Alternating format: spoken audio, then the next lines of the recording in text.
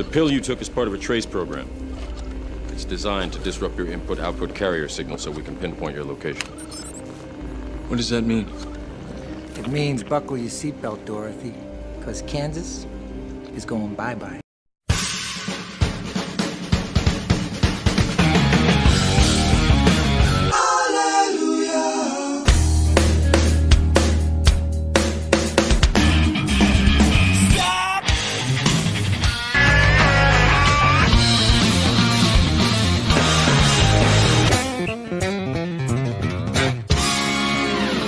Hyvää päivää.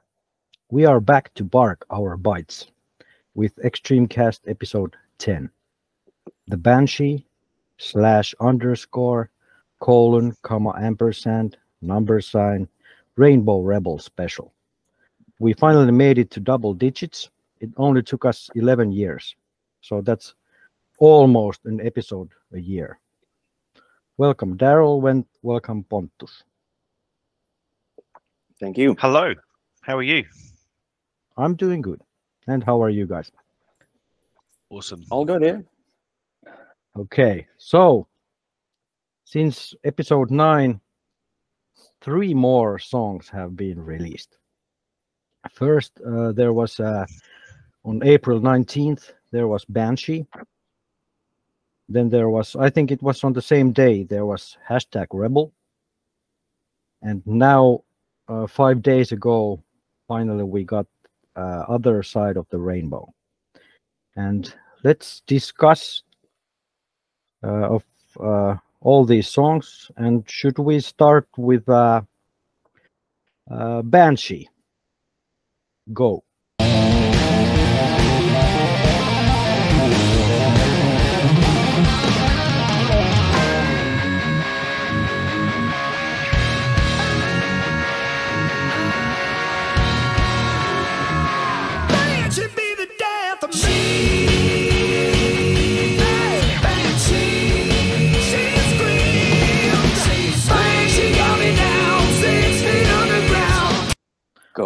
I'll just say that it took it 2 days to get 500,000 views, which is even faster than Rise. Rise, yeah. If I'm right, which is simply amazing because Rise got the 1 million really fast. Was it 11 days or 12 days or something? And yeah, tell me how you feel about Banshee. Most importantly, where were you when you first heard the song? Ooh, I can't remember, to be honest. I was at home, but I can't remember what I did. I don't know. I guess it wasn't that much of an impact for me. Maybe. Yeah. Do you want to share where you were before we start digging into the song? I'm pretty sure. Again, I was on the toilet. Yeah. Classic. Yeah, that's just how I roll. Because the first thing that I do when I wake up, I go to the toilet, and of course, when the song is out, when I wake up, I'm gonna hear it on the toilet. So. Yeah. Yeah, I may have been on the toilet as well. I'm not sure. How about you, Daryll? I was not on the toilet. I woke up to the song and to both the songs, sorry, and I immediately this time took my time to put my headphones on and have a listen rather than just listen to from the phone speakers, which I did first time. And it was an interesting one. I think neither song hit me like Rise did when it first came out. But they've grown on me since, and I think out of the two, I probably prefer #Rebel. It's got a little bit more swing about it, which I quite like. Banshee, I like the song. It's just a little bit generic for me, I think, to sort of stand out too much. But #Rebel I really like, and I think there's a part in it where the part I had to rewind a couple of times and listen to again or watch again when the video came out was the build up to the solo. And the way that Nuno's guitar and Gary's voice sync together I really enjoyed that, and it just took me by surprise a little bit. And I thought the solo was really good as well. But watching the video was interesting because the guys, even though what are they, late 50s, mid to late 50s, and early 60s in Gary's case, I think the amount of energy that they're showing for their age is incredible. So that's translating through into the music as well. But out of the two, I think #Rebel was the one that stood out to me a little bit more. Yeah, and now that I really think about it, I wasn't. Well, I was on the toilet, but that's not where I first heard those songs, because, funnily enough, the previous day, I tried my girlfriend's wireless headphones, and for some reason, my cell phone was still connected to her phone, because when I was on the toilet, I put on the headset, and what I heard for some reason was her playlist, and she was asleep, and her phone wasn't even playing anything. And for some reason, her songs started to play on the headphones. And actually, when I had finished my business, ate breakfast, went to the car, and was on my way to work, that's when I first heard both Banshee and #Rebel. So I tried to listen to them on the toilet, but it went to shit. Technology came in the way. Yeah. We all know. And it was really weird. I have no idea how I heard her songs when she's not even playing anything on her phone. It was like a na na na na na na na na moment. Yeah, the Twilight Zone. So, yeah. Well, at least we've cleared up the fact that you shit a lot. And you listen to music while you're having a shit. Yeah. Some people write songs on the toilet. I shit on the toilet, and also listen to songs. Listen to music. Yeah. So what up? So yeah, I think Banshee is the lesser of the two. I think it's an okay song, but it's too much like. I mean, there's a reason why their first album is never #1 on the polls, because to me it's like it reminds me of Wind Me Up. For some reason, it's got that kind of feel to it, and what I call the ride cymbal cup beat. You know, when you hit the cup part of the ride cymbal. Yeah, that's very 80s to me. Yeah, the bell part, and I think the music video is really great. I love the use of colors, and I love the fact that Pat has a Fender bass. To be honest, I never was a fan of the Meridian shape, and now they played the day before they played a show in Sao Paulo in Brazil. And Pat had, it wasn't a Fender, nor was it a Meridian. It was something else. That red Sig Sauer, which is really odd, because isn't that like a handgun from the World War II? Why does it say Sig Sauer? I have no idea. I tried Googling Sig Sauer bass, but nothing came. So maybe he's just becoming a gun nut. We don't know. Yeah. He's trading all his alpacas to we're done with the alpacas now. What are your thoughts on the level of makeup in the Banshee video? Pontus, have you ever worn makeup when you played live? Yeah, quite a lot actually.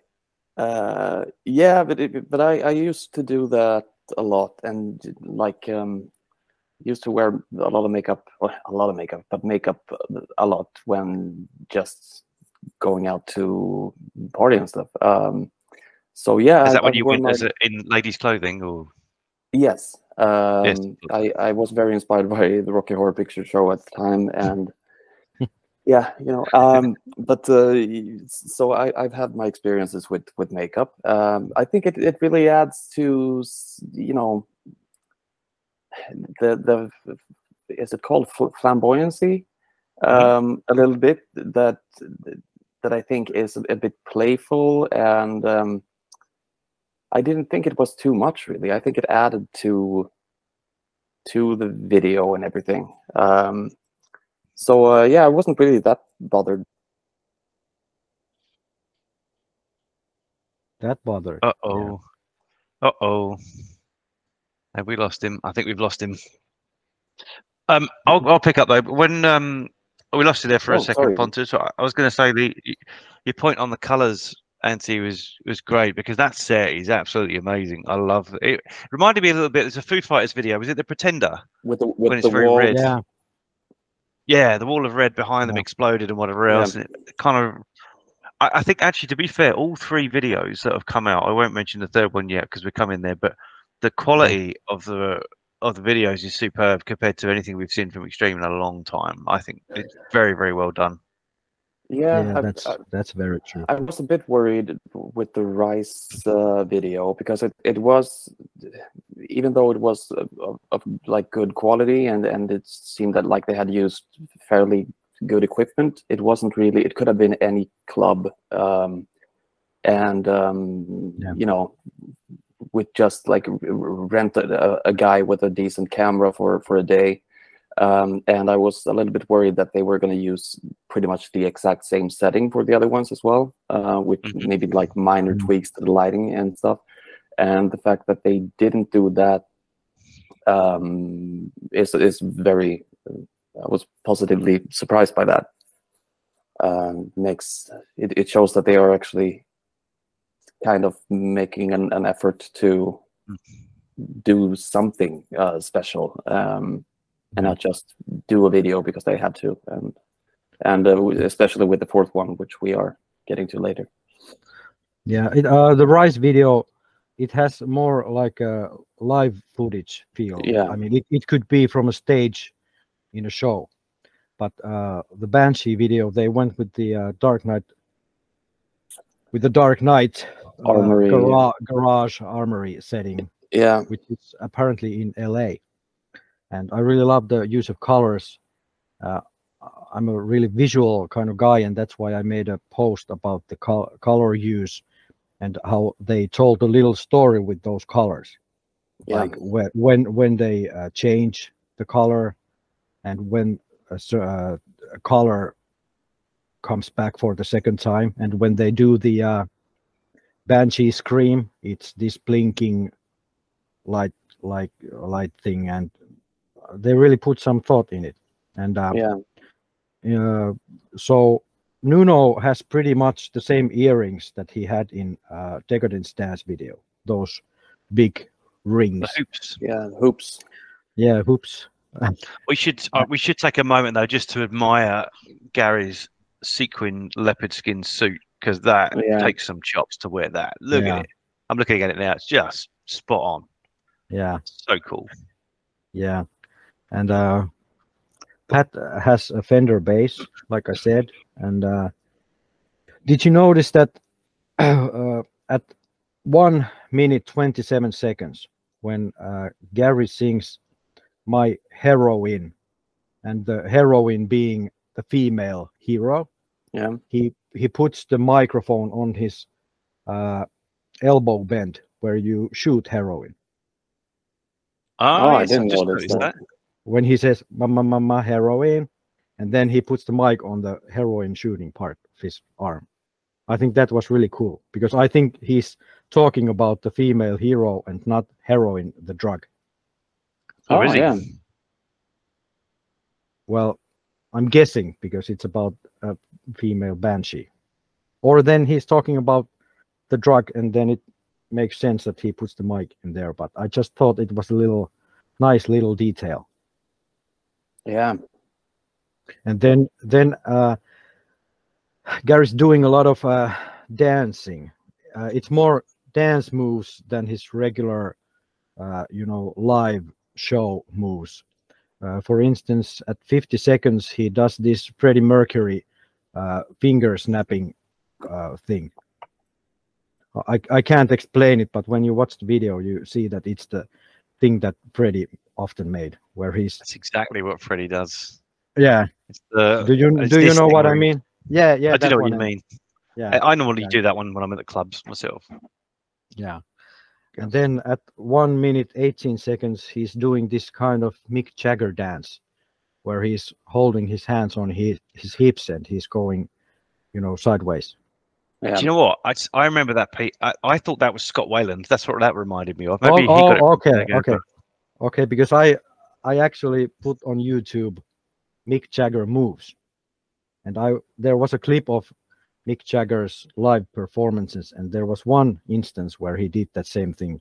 But now that you said it out loud, it's also a violent type of move. Yeah. Either way, the guy's still got some moves. Yeah. Yeah. Yeah. I can't even tie my shoelaces up without putting my back out. Yeah. Velcro. And then, so about the solo, do you think it's something special or just a good solo that fits the song? I think, well, I have to say, like for the song in general, I feel like I probably prefer that song over the #Rebel because it's closer to what I listen to, and the Rebel was more of a leap towards something else that I don't really like in the same way that I felt about Rise. That being said, I think that Banshee sounds like your average 80s, almost like a cliche of the Sunset Strip 80s bands, well, like how they sounded back in the day, where it's pretty much like a musically, at least, very like brainless. It's very, very, and I don't necessarily mean that in the bad way, because I love those bands, all of the like hair metal bands and stuff. But so it reminded me a lot about that, with the drum beats and the verses and stuff. Was very much, it could have been like your Motley Crue type of band back in the mid to late 80s. So even though I don't feel like it's like a great song, it's like a great filler on an album, sort of. But it speaks to me more than Rebel. And for the solo, I thought it had a couple of really good parts that I enjoyed. But it is, I love the bending tapping part. Bending tapping thing, yeah. Yeah. And it all, like you're pointing out earlier, that also is kind of reminds me a bit of the first album. It was more, that happy 80s shreddy thing that was featured a lot on the debut album. So I thought it had some really good parts. And one thing that really is quite nice with these solos, it's something that he points out in the Beato interview as well, is that he plays with a really dark sound. It's quite uncommon, I feel, for like guitar players, and especially guitar players that are famous and considered virtuosos. They tend to drown it in reverb and make it as fat and huge as possible. And he is very dry in his sound, so you can actually hear the articulations of, like you can hear them really well. You can hear what he's playing, and really hear the wood. I think it's really nice that they left it like that in the production, because as a guitar player, you really appreciate when you can hear everything, and you totally can do with these solos. Yeah, I agree. I never even really thought about how little he has effects in his guitars, especially in the solos, until he said it. When they talked about the rat pedal, it's not because of the distortion, it's because it brings those palm muted chaka chaka. They really bring those out. I never even thought that. I mean, I have a rat pedal, and I never even thought that I won't use it for the distortion. Yeah, and you're right. When he plays the solos, you really hear them, if they are mixed right. If you can Yeah. hear the guitar, because to me, we'll get to it a little later. But there's one song that the solo, especially when you listen to it, not on your headphones, it tends to be a little not loud enough. Yes. So I think it's important that when you play, it's like, have you guys ever listened to jazz live? Have you been to jazz concerts? Yeah. No. Okay, because I grew up with jazz. My father is a jazz pianist, and when you're at a jazz gig, and each guy plays a solo, everyone starts playing. They hold back down, and let the soloist do his thing. I think it's important, of course, that when you play a solo in a song, you hear it. Yeah. And I thought that in Rise the solo was too loud, and in one of these songs it's too.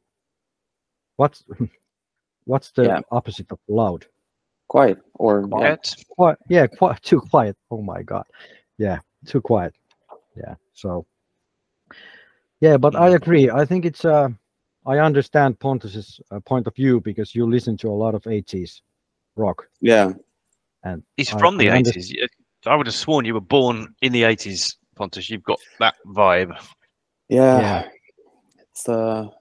It's what I try to do. No, not really, but yeah. Thank you.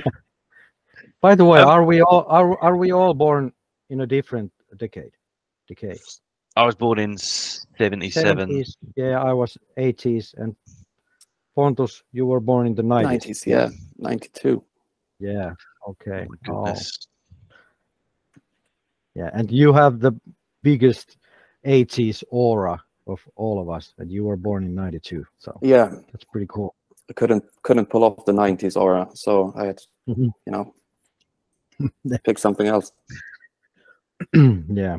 And by the way, did you notice that after the Banshee solo, Pat does this rest in peace thump with his fist?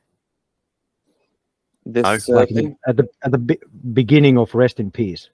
Oh, at least in the music video, he hits his bass with his fist to get these ba ba. He does the same thing after the solo Banshee. Oh, I didn't notice that. I had to check it again, I think. How do you? You are so attentive, Antti. I miss all this stuff. Yeah, I watched them over and over and made notes, little things that I noticed. And so that how they got to like 1 million views in a week with Rise is 999,000 with you. Yeah, from Finland. Yeah. Okay, that's Banshee. Let's talk about #Rebel.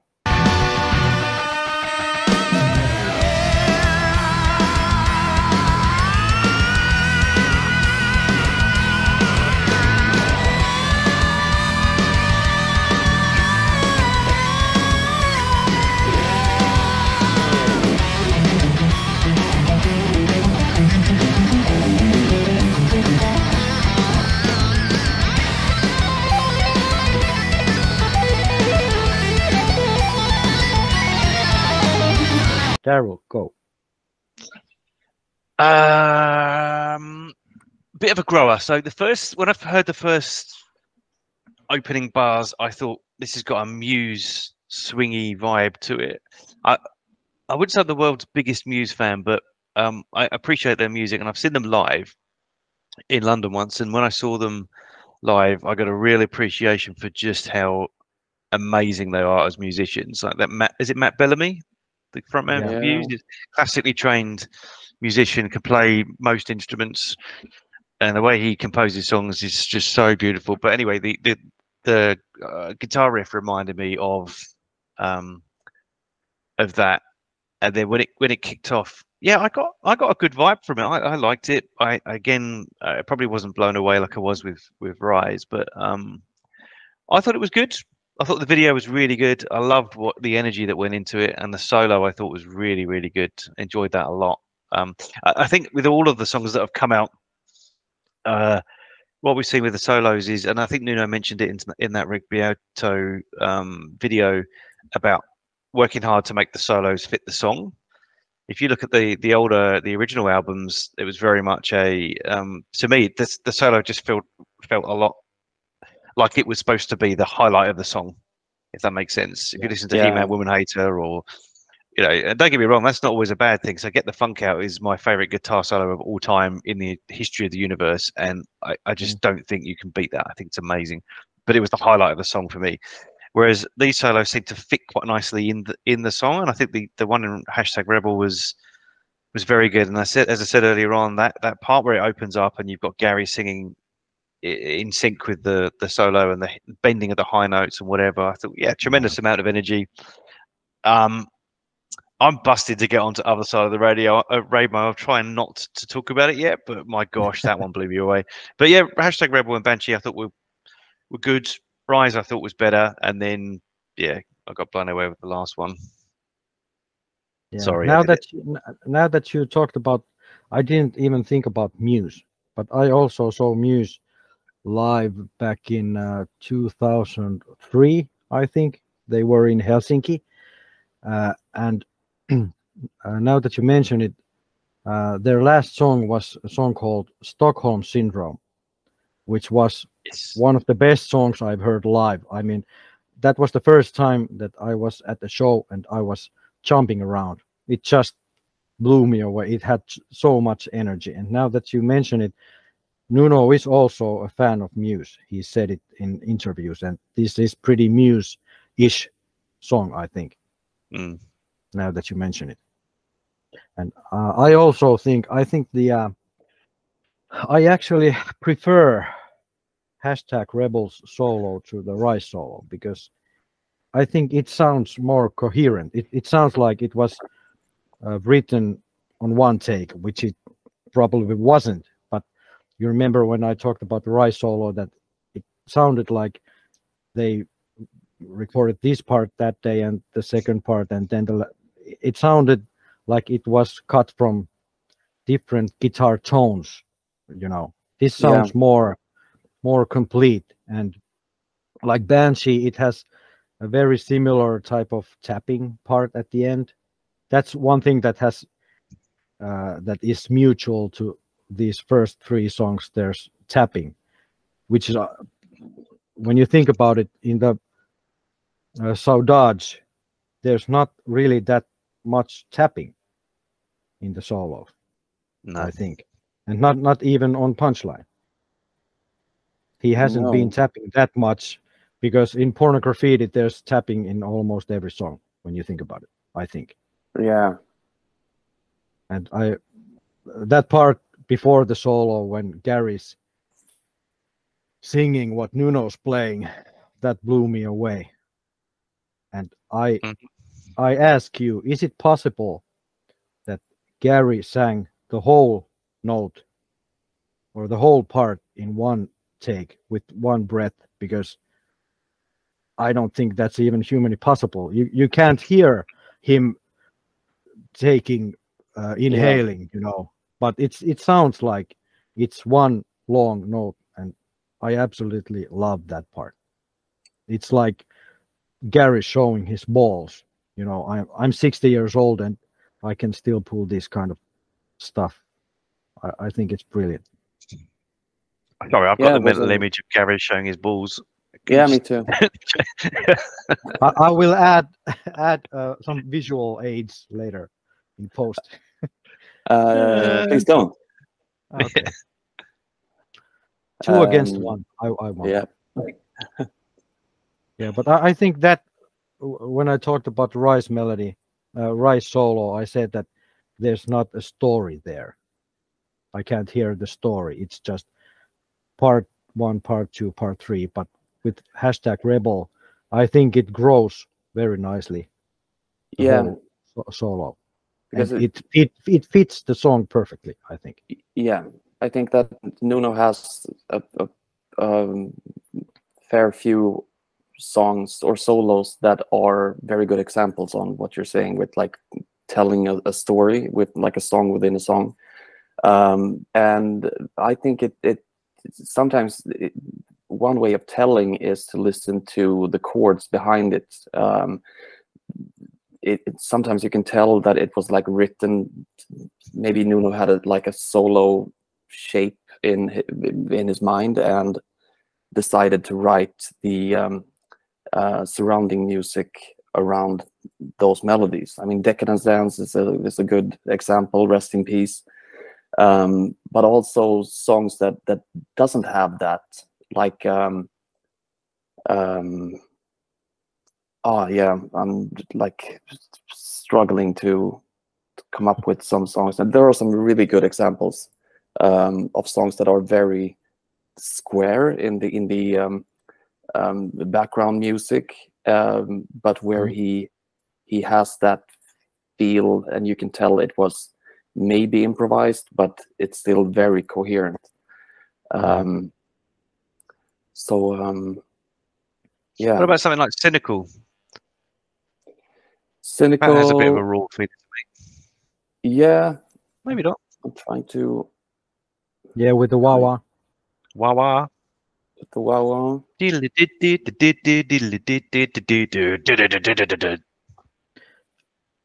Or was that the Yeah, that's a one of the really. riffs? I wonder if Shadowboxing could be a good example. It's very Hendrixy. But now we're talking about like other. Let's talk about good Nuno solos. We don't have time for that.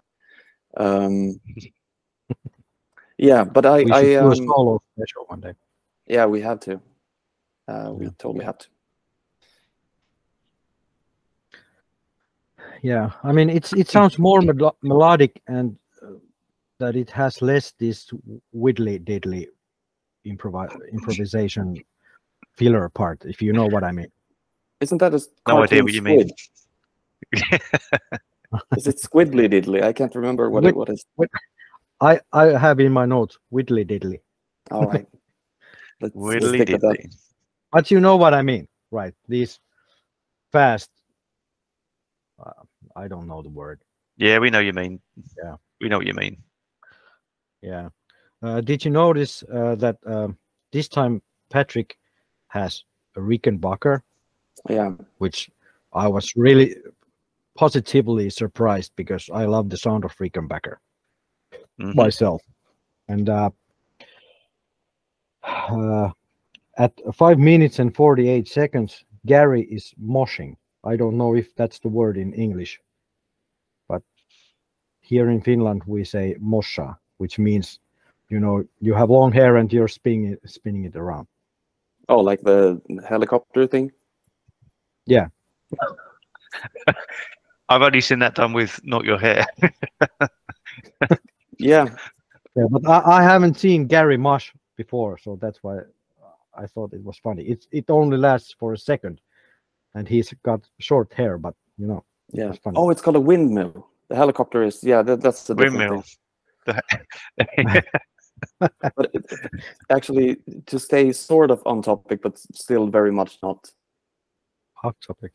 To windmill like clockwise and helicopter counterclockwise at the same time. Think about that. That is one thing I have to do before I die. Where will we practice it? We'll do it next time. Yeah. I'm gonna practice. Then I noticed that Nuno has this Atlantis Entertainment tattoo on his arm. I think that's new. Then Kevin is singing background vocals in the part where all the four of them are standing in the circle. Has Kevin sang before? Does he have a microphone on live? Because I don't think he has. That's why it was fun to see him singing, and I wonder if he actually sung on the track, or is he just pretending? It's the first time I've seen him sing, but he does sing on God, from memory, on the live show where they come out and do Wholehearted. Doesn't he sing there? Or did I imagine that? Doesn't he just have the little because he has a tambourine and then the kick drum thing, right? Tambourine, a little Does kick he have drum. does he really have a microphone? I can't remember. Yeah, I don't think so, having too. that. Maybe not. But Maybe it we was should fun petition seeing him. for more Gavin. More Gavin. His name's not Gavin. Maybe more Kevin. Like Ringo Starr when he had a few Beatles songs, didn't he? Where he came out and sang "Yellow Yeah. Submarine" and Yeah, poorly. I mean, Octopus's Garden, the first few words that he sings out of tune, and that always. I'm a big fan of Ringo's drumming, but really not a big fan of his singing. But it doesn't matter. He's Ringo, so. he is Ringo. Yeah. And I love that harmony part before the solo. Like it has this at the very end. I mean, it's like in two parts. There's like these two long harmony lines, and at the end of the very first one, there's this little hook at the very end that surprised me. I mean, I thought it would end to this one note, and then they do this thing at the end. That's really great harmonic singing that I wish we had more. We hear more on the actual album. Yeah. Because I think, I mean, I love Gary, but there's too often he's doubling himself. He's singing harmonies with himself. Yeah. Especially with Hurt Smile. Well, I don't know if the other guys are even singing harmonies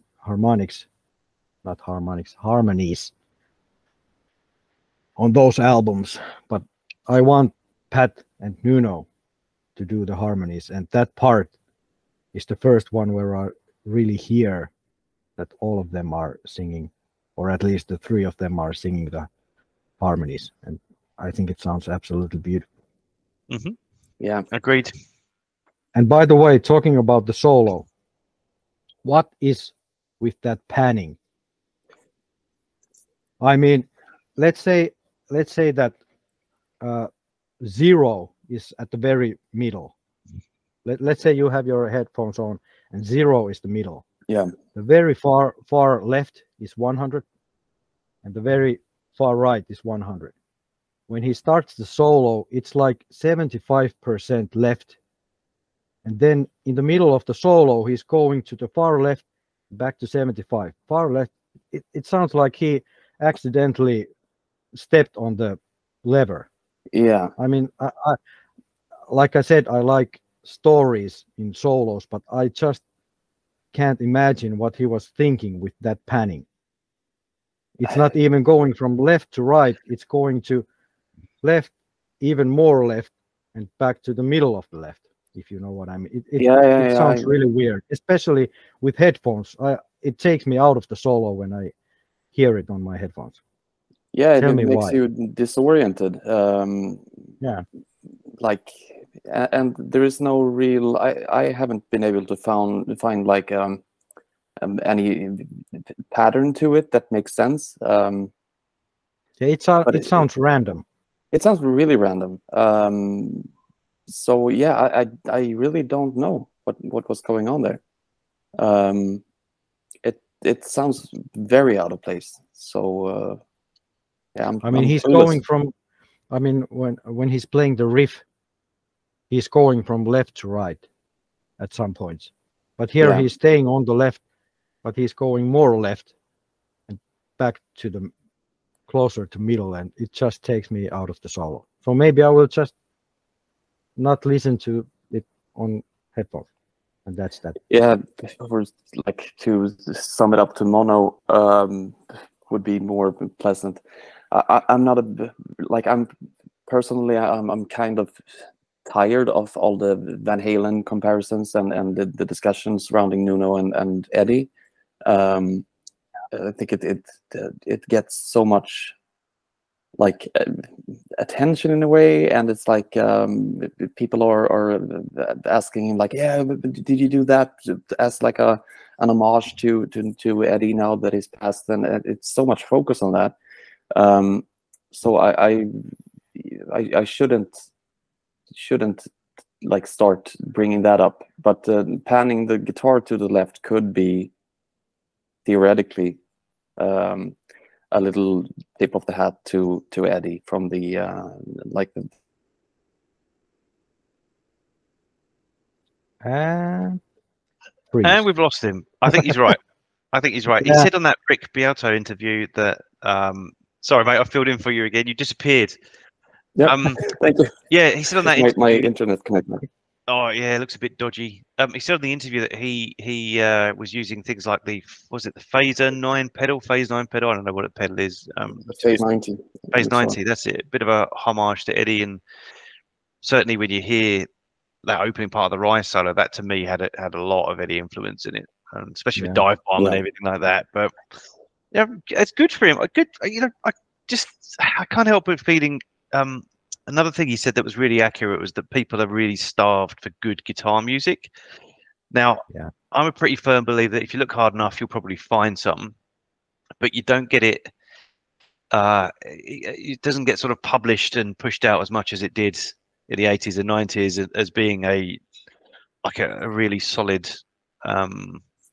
what's the word I'm looking for, genre of music, right? There's a lot of crap ever since the early 2000s where we had the whole new metal thing. There's been a lot of crap music, let's be honest, especially when it comes to guitar music. But then I've heard some things recently like the Avenged Sevenfold album and obviously we've got this Extreme one coming out that makes me feel like I don't know, I feel a little bit more assured that actually, rock isn't dead. It's still there, and it might even be making a bit of a resurgence. I don't know.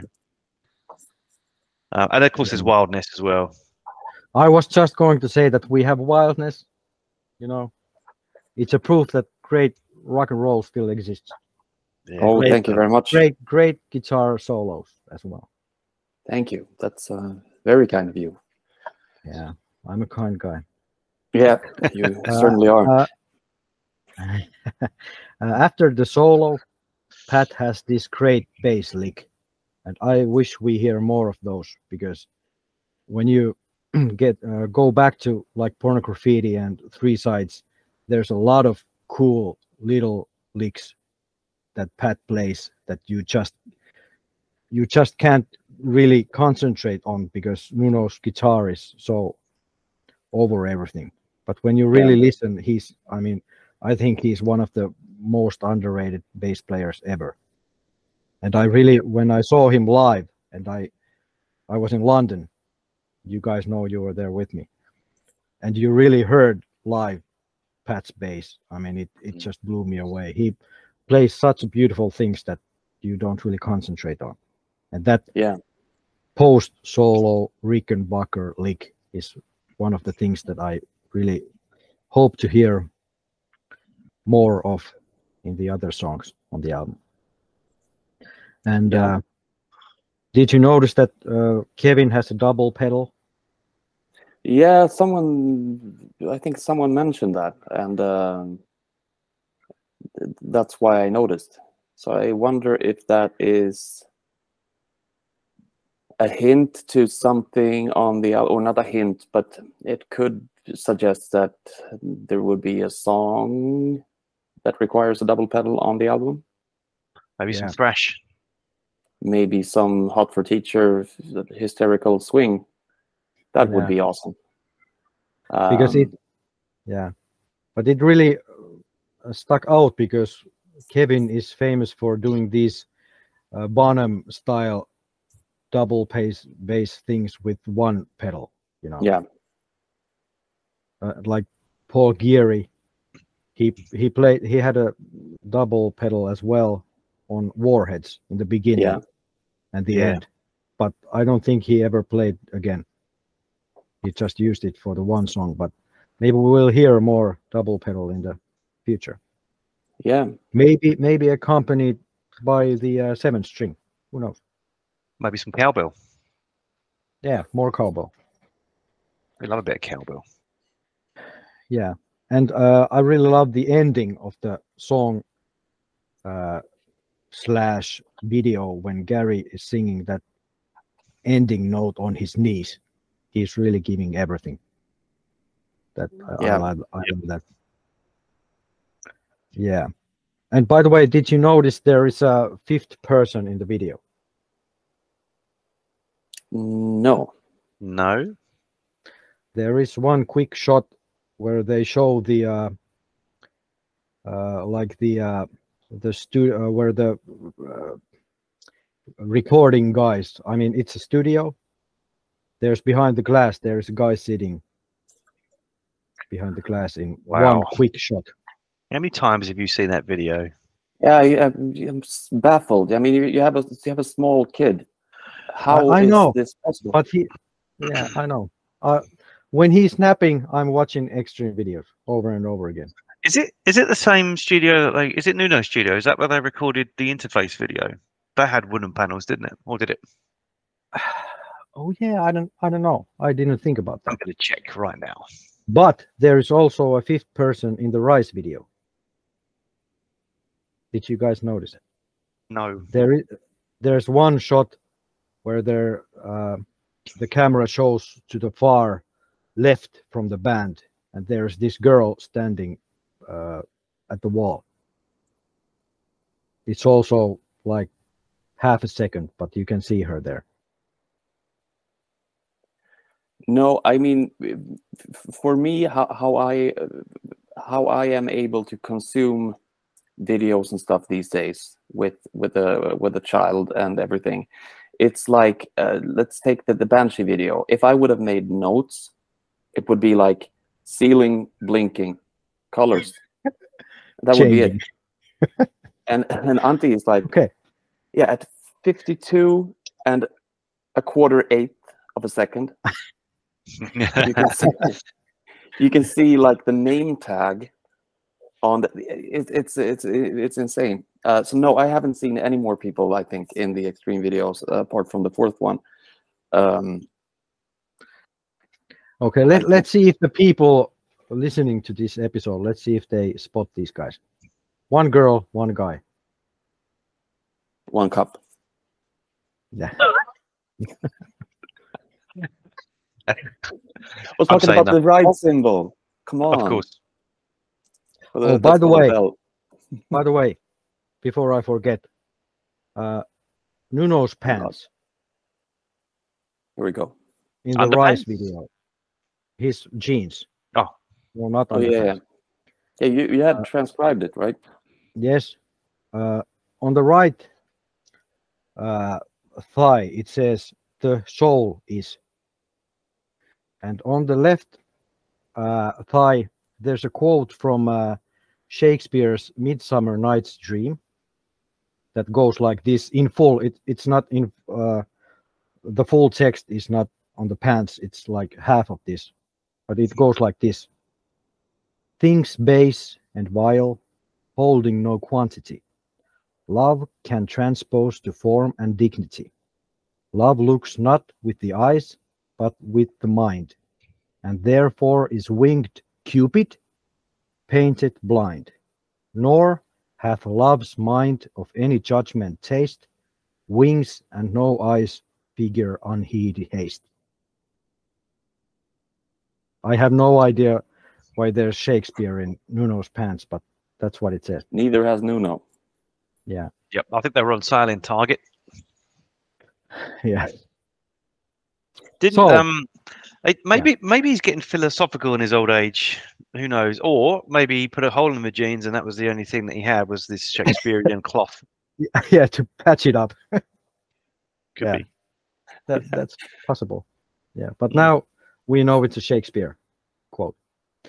So let's talk about the third song that we got on May 31st, called Other Side of the Rainbow.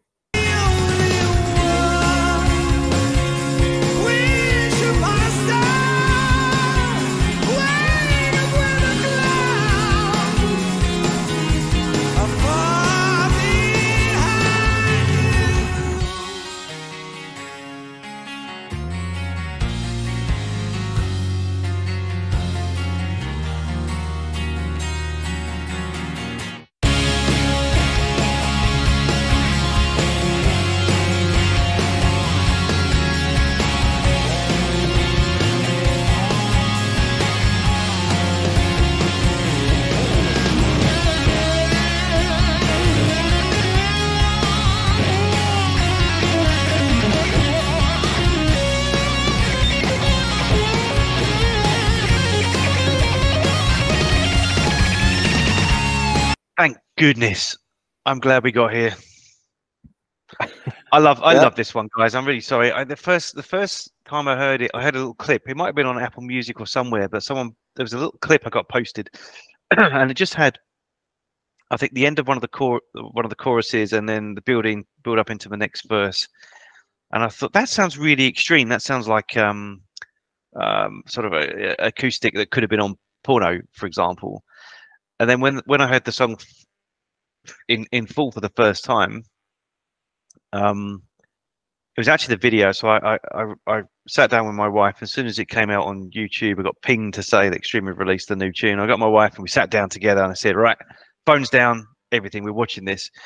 And what struck me was the aesthetic of the video and the pictures and the way it was shot outside with a bright, beautiful blue sky, the sun up there, the guys running around with happy smiley faces. That was exactly what the song, when I heard that clip, painted the picture in my head, was that exact kind of scene.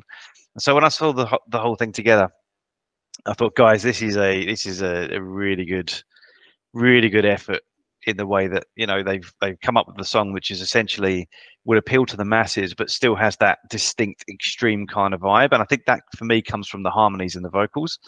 Yeah. Other than probably Queen, there might be a couple other bands I can think of. There's not many bands that do that harmony quite so well, I think. And to hear them coming together, and it clearly looked like they had a huge amount of fun on the set of the video, because they seem to be having a great time.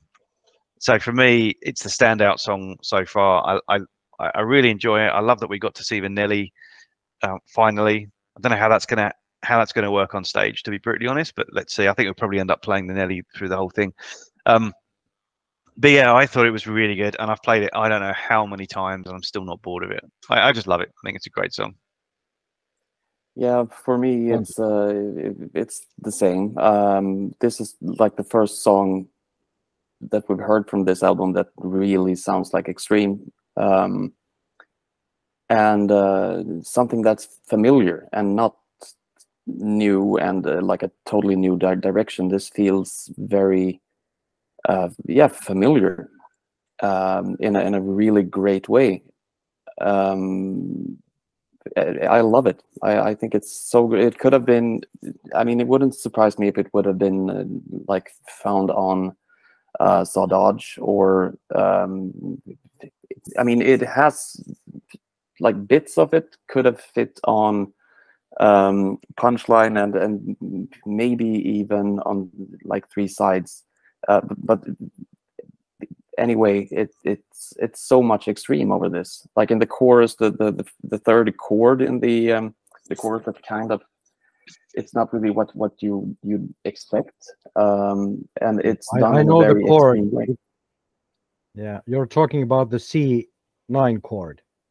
Probably in the chorus, because yeah. I call it the Lucia Moniz chord, because it's the second chord on her song Try Again, which was written by Nuno.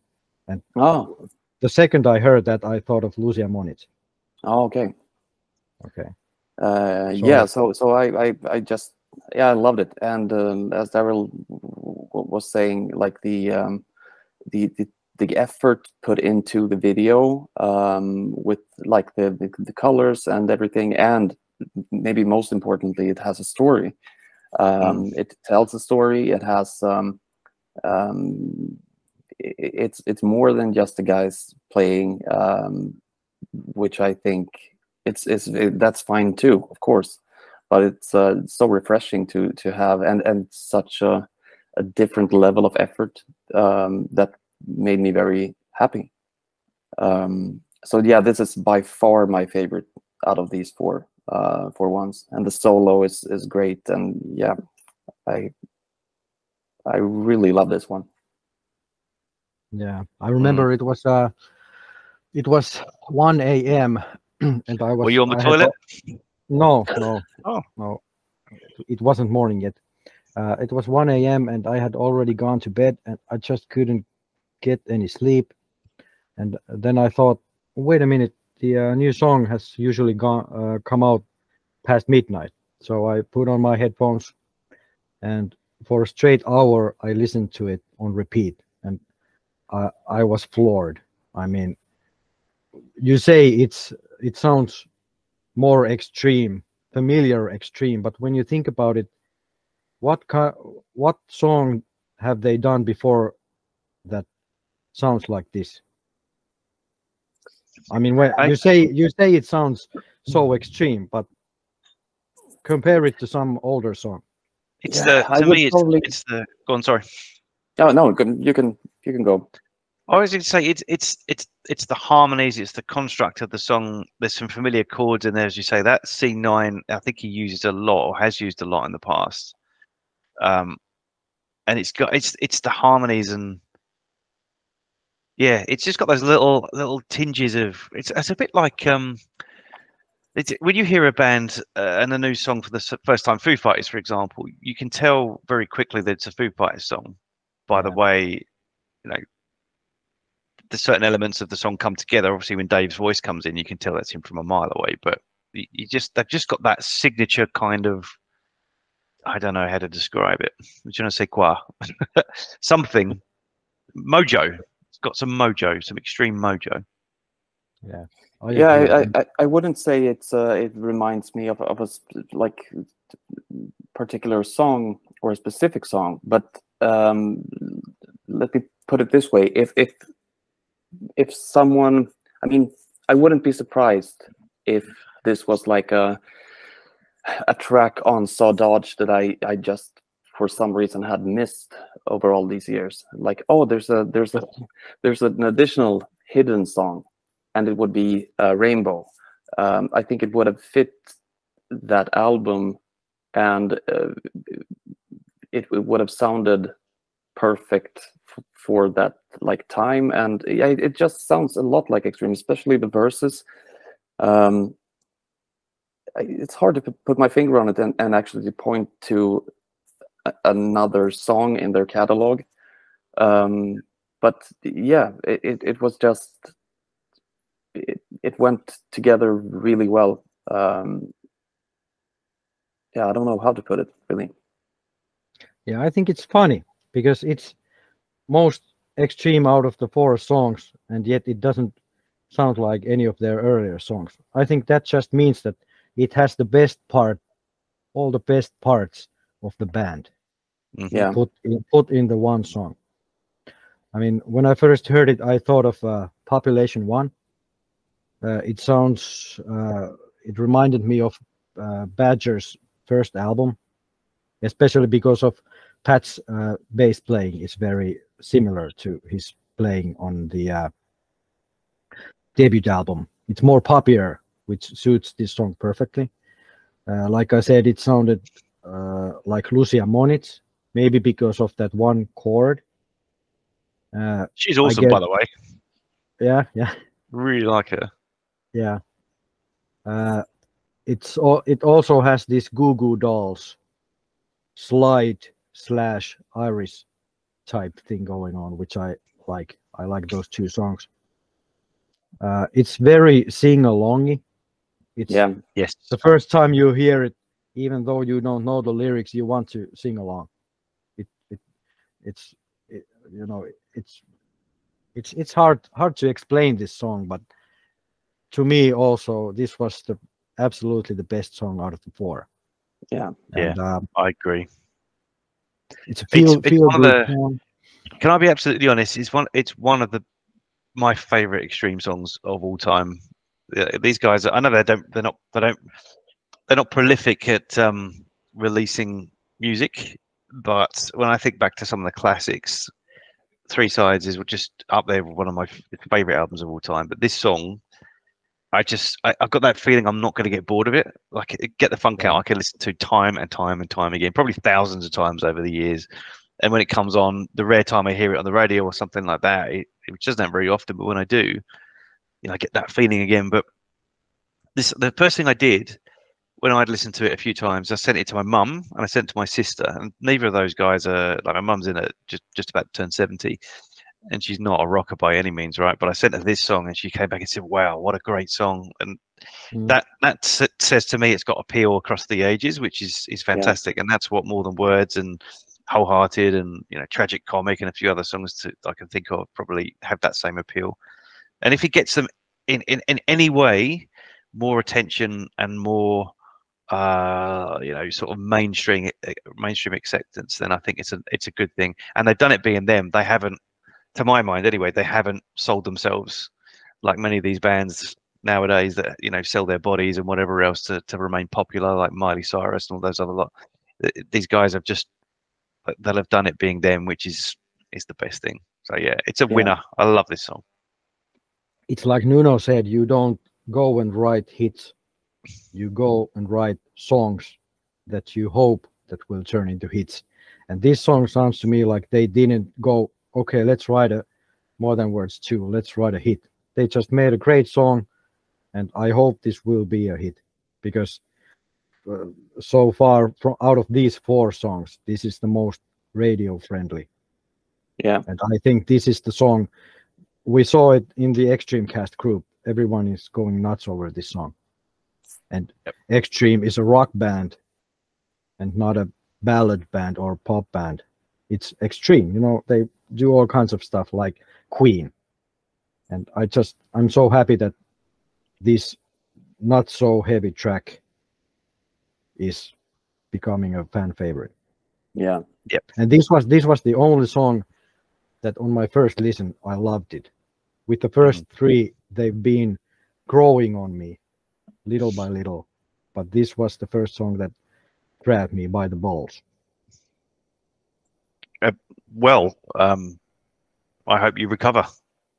Do you know what? Yeah. There's a part in the video that sums it up for me, and I'll have to try and find it when I'm talking to you. But there's a part of the video where Nuno's playing the solo, and the sun is beaming through, just under so he's leaning right back like this, and he's got the guitar up, and the sun is beating through behind him.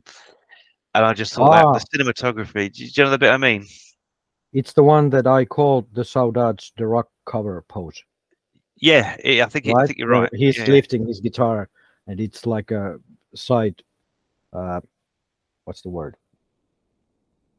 Silhouette. Yes. It's pretty much the same pose that he has on the Saudades cover. But it's just beautifully done. I mean, the colors on that video are absolutely like, I'm not an expert at any of these kind of things, right? But I know when I think something looks good, and the video to me just looks spot on, really good. And as I said, I love seeing the Nelly out there for the first time. Yeah. It's a beautiful guitar. I mean, I'm 6'2". I don't think I could play a Nelly without looking ridiculous. But God, I'd love to have one. The M4 is small enough for me. You're quite tall as well, P. You're about the same size as me, roughly, if I remember rightly. How much is that in metric? 188. 6 foot? Yeah, I'm slightly shorter than. I'm 184, 85. 6'1", could that be maybe something? Yeah, sounds about right. No. You guys know how tall I am.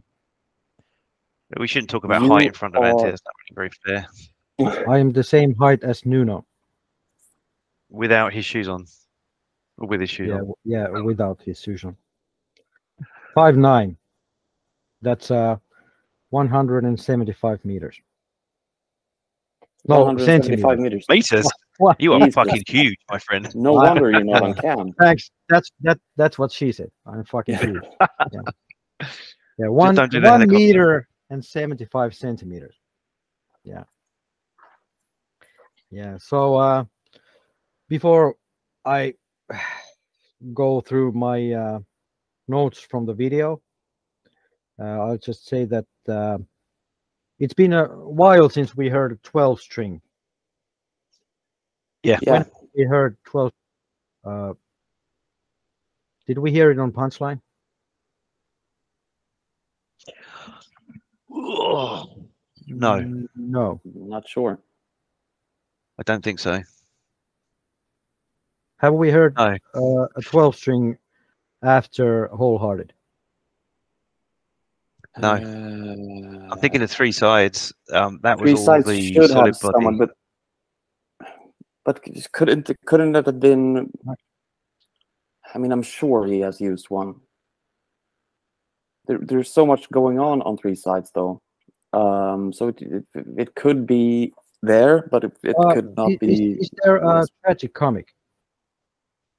Is there a No. 12-string on? That's a regular 6-string. Yeah, Not even in the background. Doubling, no. could be Okay. in the Well, background. scan the video. Come back and tell us. Oh, I think there is on Rise and Shine. At least in the before the cello solo, or do I remember incorrectly? I think I you're will getting have old. to go and check. Yeah, I am. I'm 41, mate. Yeah, but it was really nice to hear. It seems that 12-string guitar and Nuno, the heat is born. I wonder how they're gonna pull it off live, though. I think he will do a turn this. That's a tough one because he has said that the solo on Rainbow is his favorite. Yeah, So he can't just do a 12-string solo. He has to play. I think he would just use the Nelly and go from clean, and then put on some distortion on it for the solo. I think, but that's what I think he would do. Very rarely do you see him like he doesn't play double deck guitar anymore. Yeah. Maybe Could he'll he break do out the innate. Could he do it the way that he has the 12-string on a stand in front of him? yeah. I And was when it's thinking time that for too. the solo, he has the Nelly strapped on him, and he, you know what I mean? Yeah, Yeah, I think maybe. that would probably be the best, most efficient way of doing it without playing the Nelly with like. I mean, you could do it with an octaver and stuff, and then get that 12-string effect thing, but it wouldn't be the same. So if I would have done it, I would have done it that way, to have the 12-string on a stand. And yeah. I'd have done it the Michelangelo Battier way and have like 4 necks on a guitar and playing 2 6-strings at the same time with different spin hands. it around, and yeah, Maybe do the helicopter with it. I don't know. Windmill, yeah. yeah. Yep. Yeah. So at 2 minutes and 57 seconds, Gary sings "Ooh," and that is so Freddie Mercury. It's That one. Oh, ooh. what do you think of that bit where he breaks out just before the chorus? Sorry, the solo, and does that theatrical arms in the air? Yeah, that I think that's very, very Freddie. very Queen. Very pretty. Yeah, yeah. What is he? 61. His voice is doing pretty well. I think, yeah, or 60. He's turning 62 this summer, aren't they? With the exception of Nuno, aren't they? Not Kevin, but I think Paul Geary and Pat and Gary. They're all born in July, I think. Very close to each other. So I think he's turning 62 next month. And that's yeah, he sounded great. pretty good. think he sounded really good. And one of the things I've thought with this album so far is if you on some of the tracks in on Sound Dodge, he seemed like I'm trying to put this in a way that doesn't sound too critical, but he seemed like he was at the limit of his vocal range. It's Something strained, pushing it. maybe. You strained. That's the word I'm looking for. Whereas on this one, he sounds fantastic. I think he sounds probably the best I've heard him since Three Sides. Yeah, and that part there where he's wish upon a star with his arms in the air, I just thought that was absolutely fantastic. Just added that extra sprinkling, because normally like all eyes on Nuno for the solo, right? But that to me was I thought all eyes on Gary. Let's listen to what he can do. Yeah, very good, very Broadway. And this is the solo that I think should be a bit louder. It depends what I'm listening it with. I mean, if I'm listening to it on my headphones, I can't remember if it's okay, or if I listen to it on YouTube on my TV. But on one of those, it's too quiet to me. You can still hear the solo, and I think I could take the solo by ear, but I have to struggle a bit to really hear it. It's not as in front of you as you wish, at least for me. Yeah, it could have been a bit more focused. And the solo reminded me of the solo on Dedication Breakup.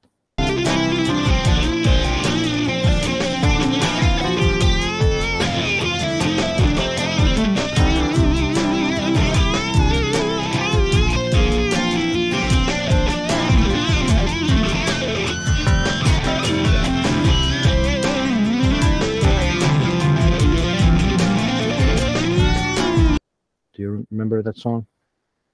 Population One.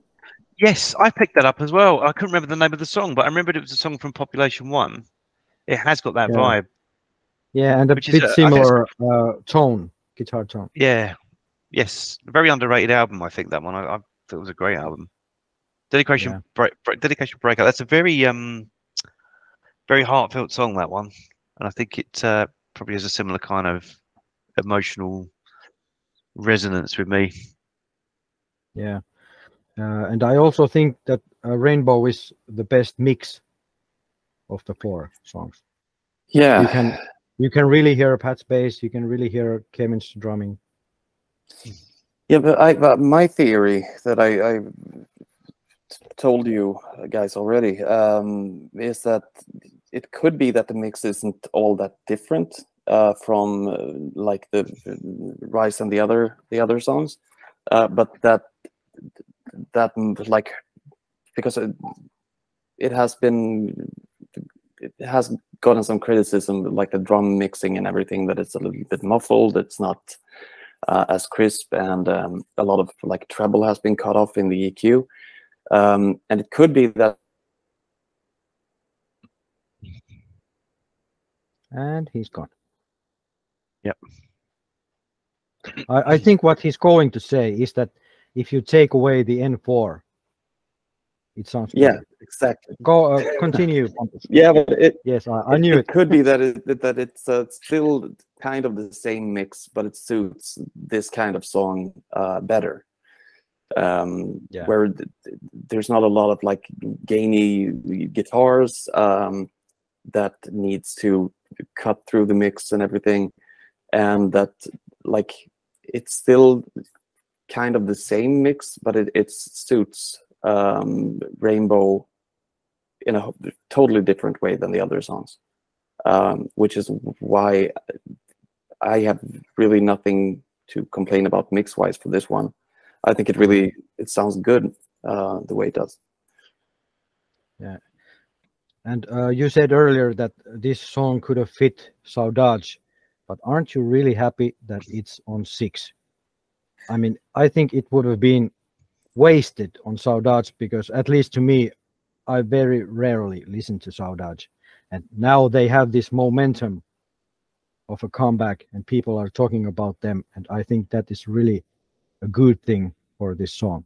It has a better chance to become a hit on this album, I think. Yeah, I think agree. Be more popular. It's already getting. I mean, the buzz on YouTube alone, right, just for the solos has been intense. And now I'm seeing reaction videos for Other Side of the Rainbow, just of the song itself. You know, Justin Hawkins has done what, two videos so far on reactions to Rise and Rebel and Banshee, things like that. Yeah.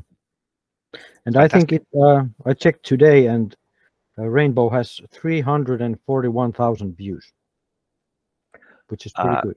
344,000 now. Ah, I believe. Okay. Not that I'm on the video right now checking. Yeah. What else? What else? I have another panning problem. Right before the solo, Nuno plays. There's no bass, no drums, no singing. He plays these a few chords. It's the same chord, you know, pa pa pa pa pa. And when you listen to it on your headphones, each hit is on the right ear, left ear, right ear, left ear, and it's panned in the way that it sounds like he's playing it sloppy, like he's not playing it on the beat. It's not a problem when you listen to it not on your headphones, but every time I listen to it on my headphones, it's like it's the chords are coming a bit behind. It sounds sloppy. It's really weird. That's why yeah, check it on your headphones. It sounds weird. Yeah, will. I don't know why I have these panning problems, but I listen to. I just got for my birthday my first ever wireless headphones, so I've been listening to Rainbow a lot on those, and every time those chords come right before the solo, it feels weird. Damn you, high fidelity. Yeah. So what else? The C part reminds me of Fine by Me. There's a bit same kind of chord progression with the D chord, like in Fine by Me. I wouldn't be surprised if Rainbow surpassed or would replace Wholehearted as a show closer. I think this is a great closing song. I mean, it has this everything will be okay in the end type of vibe. Exactly. Yeah, it really does. And it has the 12-string acoustic, so yeah, I wouldn't mind. Yeah. So you want to hear some of my notes from the video? Sure. In the beginning, there's a domestic scuffle. When the girl shuts the door and goes to her room, the dad is saying, "I never ever wanted to have kids," which I think is interesting. And to me, that dad sounds like Pat. I wonder if it was Pat shouting that piece of Maybe. dialogue. But I think that's a bit harsh. You know, I never even wanted to have kids. No wonder she runs away from home for a day. And I just love where they shot this video, like the hill and the lonely tree. It reminds me of the Genesis Wind and Wuthering album. Daryll, do you remember that? I mean, it's a British band. I know I'm old, but I'm not that old. No, I don't. I didn't listen to a lot of Genesis, but sure, if you say so. It reminds me a little bit of sort of I don't know. It had a Woodstocky kind of everybody's having a good time, flower power thing going on. I love that. it. That would be a nice place to have a concert, by the way, where they are standing. I think it might be just as windy as the Monsters of Rock cruise, though. Unfortunately, it looked a bit windy. Yeah, they didn't need any wind machines for this video. It looked like it was a windy day. Yep. So Pat is playing the Fender again. No Meridian. He's a fan of the Fender. I think the Fender's great. It looks good. Me the too. Rickenbacker's got some swagger as well, like you say. But the Fender, I love Fender basses. Is it a precision bass? Is that what they're called? I think so. I can't really tell which one is which, precision or jazz bass, but it looks. I really love Fender basses. Then there's the guitar chord continuity error, where when I love this part. You know, the guy, they are driving in the car, and he's letting his hands go off the steering wheel, and at the same time, Nuno is walking a bit ways to the side to do the solo, and as the guy is, you know, just letting it go, Nuno is letting it go, and he rips into the solo. And just as the solo begins, the kid turns the volume up. So I think they're like listening to Other Side of the Rainbow on the car, basically. So when the solo comes, he turns the volume up. And there's this continuity error that the guitar chord, you know, not chord, but chord, is changing. First, it's this wiggly telephone chord, and then it's the straight guitar I just chord. noticed that when I was watching it a minute ago while we were talking. I noticed that as well. When he bends up and puts the guitar up in the air, he's got the straight chord. Yeah, it changes between shots. Maybe. Do you think maybe he walked far enough that eventually all the curls and the chord switched straight? Yeah, that's possible. What else?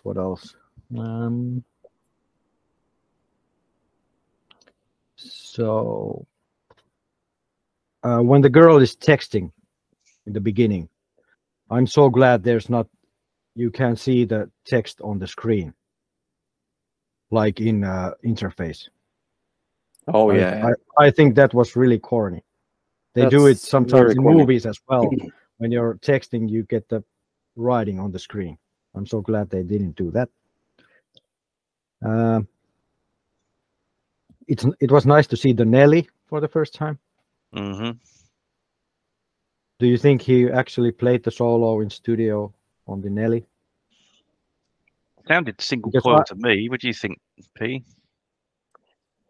Yeah, it could have been. I'm not sure what it's some kind of lipstick pickup, I think, in the Nelly, or like maybe there's a like a regular tele pickup as well. It could have been.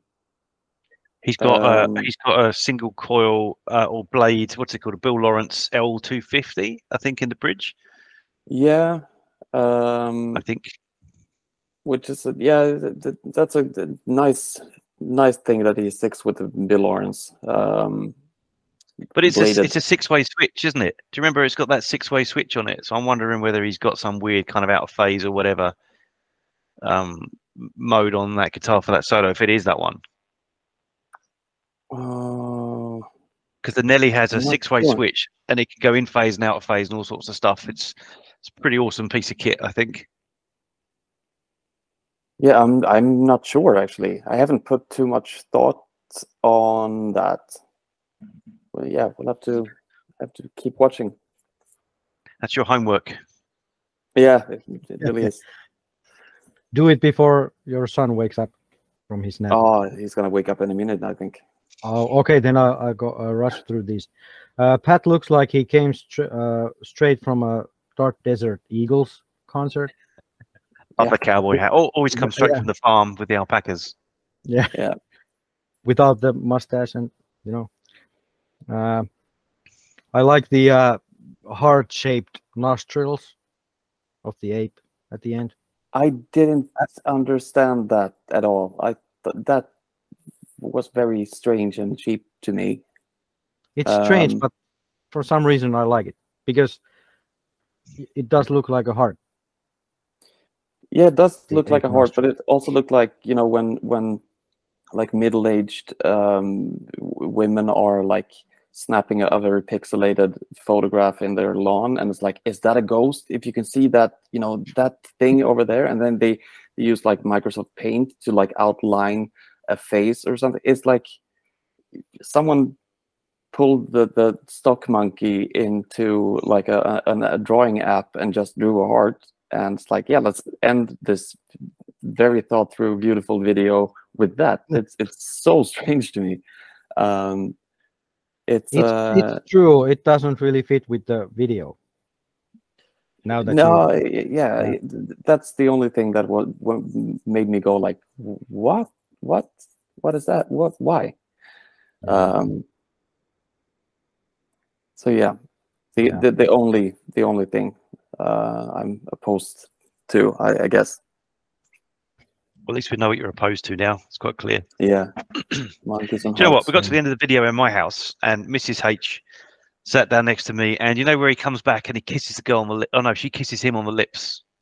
He's about to drive away, and you think, oh, she's not going to give him a kiss, and then she comes back and kisses him, and my wife said, oh, and I thought to myself, that's the point, right? She's watched my wife has got a terrible attention deficit, so she'll be watching something, a film or whatever, and she'll be on the phone, and then the iPad will come out, and she watched the whole thing from start to finish, and then went, oh, at the end. I thought, actually, it's resonated with her. She's gone for the story. She's understood it, and she's enjoyed it. And so that's a sign of a good video to me. It was the same with Interface, actually, a little bit, when the girls kissed at the end.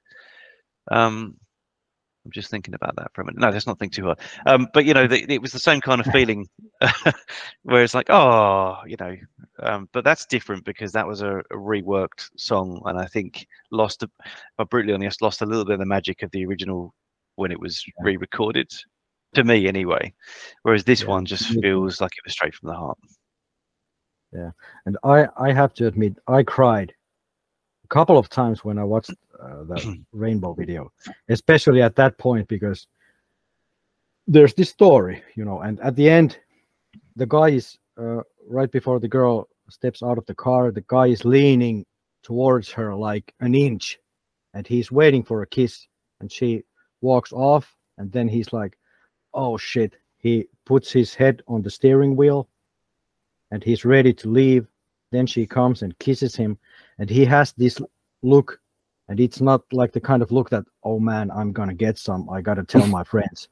It's more like this to me, his face is saying that this girl that I really like, she likes me back. I gotta tell my friends about this amazing girl. Yeah. Well, that floored me. I mean, if you look really closely, at 5 minutes and 7 seconds, you can see him tucking a condom back into his trouser pocket. And you're telling me that I watched these videos with a keen eye. I didn't even notice that one. Yeah. I'm saying nothing. Great. Yeah, great song, great video. Can't wait to hear it on the vinyl. And I'll just rush through these few more things. We got 4,000 members, which is great. Well done. In the past 7 days, we've had a 174% increase in commenting, which is great.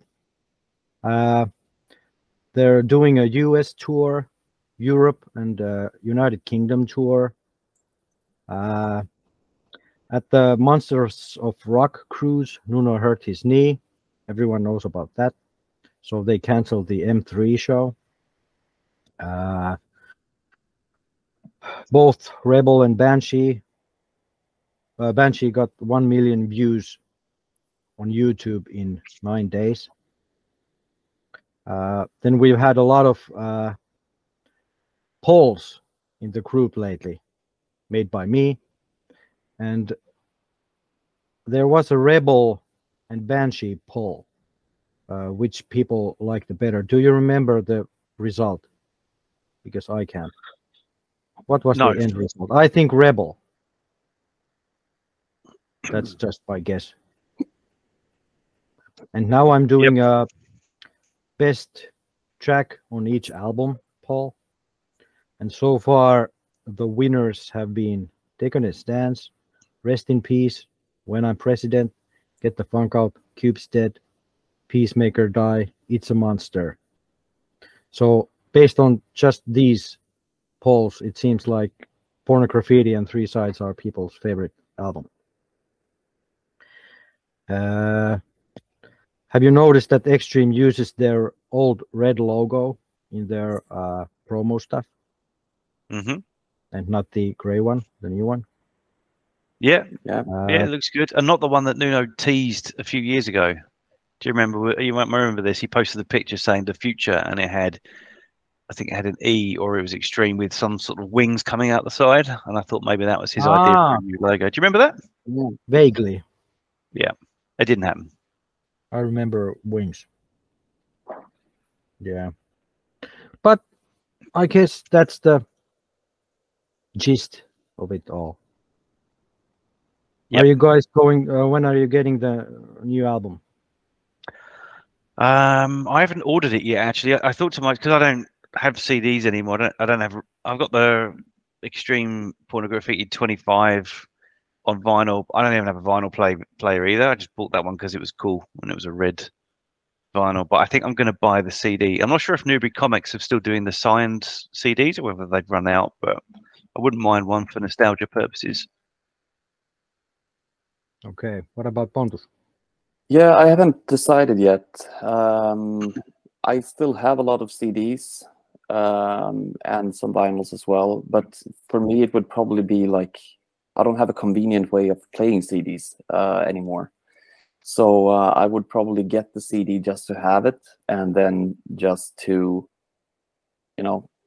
just stream the album, I think. But if I could get, I'm not sure how it works with those, the signed ones. If there are any CDs left, I might order one of those just to add to the collection. Out of stock, unfortunately. I've just looked now. They're out of stock. Yeah. Right. Then I'll probably just run out and buy the regular one, just to have it. Yeah. So, but I'm not sure if I'm where I'm gonna order it from yet. Still deciding. Yeah, I'm old school.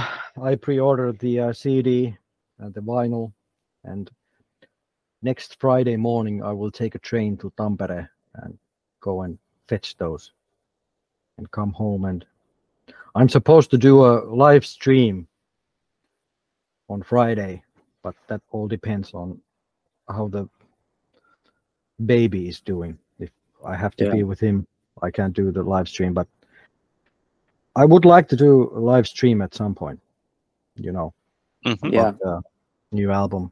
So I will listen to it first on vinyl, because I have a vinyl player. It's from the 70s. It's this old piece of shit, but it sounds great. And I also have CD player. So I think I will first go with the vinyl and then CD, and then just stream it on my new wireless headphones. That sounds good. Yeah, so exciting times. It's Really almost here. exciting 5 times. more days. Yeah, I can't believe 5 it. more days. Did you pick up in the interview he did with Rick Beato? I'm not sure if I'm saying his name right. He mentioned Hurricane on the album being a acoustic song. I was very certain that Hurricane was going to be a rocker, a hard rocker. Yeah, but obviously it's not. Yeah, me too. That was surprising. Mm-hmm. Yeah, but so we covered 3 more songs, and I think the next episode will be the 6 special. I think. Cannot wait. Oh, yeah. Yeah. I think we were supposed to do this in less than 1 hour, but it's never going to happen. We just can't do it. No, we're supposed to get through the Beato interview as well, but that, I don't know if we can save it for next time if it's still relevant then, because I feel that's gonna take some time as well. A lot of things to talk about there. Yeah, so let's gather our strength for the 6th episode, and we will see you then. It was really nice talking to you guys, and I will now go and play with my baby. So sounds great. Have fun. I'm gonna practice the windmill helicopter thing. So take care and give my love to your families. Will do. Thanks, Antti. And you have fun. Yeah, see you guys. Bye-bye. See ya. Bye. Bye.